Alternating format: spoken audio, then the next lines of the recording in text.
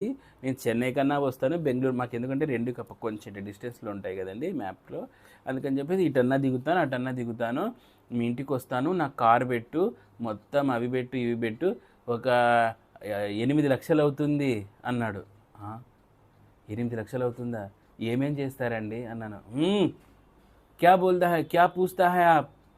గురిసే పూछता है అన్నాడు. అమ్మ బాబోయ్! ఏందిరా నాయన 8,00,000 అవుతుందన్నా కూడా నా మీదకొచ్చాడండి ఆయన. అర్రె బాబు! ఇదేందో కేసు ఎంతో తేడా కొట్టేలాగుందని చెప్పేసి నేను వెంటనే అతనితో సరే సార్ నేను అమౌంట్ అడ్జస్ట్ చేసుకొని నేను పిలుస్తాను. ఎందుకంటే ఏదో ఒకటి తప్పించుకోవాలి కదండీ! కాబట్టి నేను అమౌంట్ అడ్జస్ట్ చేసుకొని నేను పిలుస్తానండి అని చెప్పేసి ఇతనితో చెప్పాననమాట. చెప్పి నేను నా ఫ్రెండు చకచకా ఇంక అక్కడి నుంచి పరుగులు తీసాము. పరుగులు తీసేసి తర్వాత ధూమావతి దగ్గరికెళ్ళాం. ధూమావతి దగ్గర కాసేపు కూర్చొనున్నామనమాట.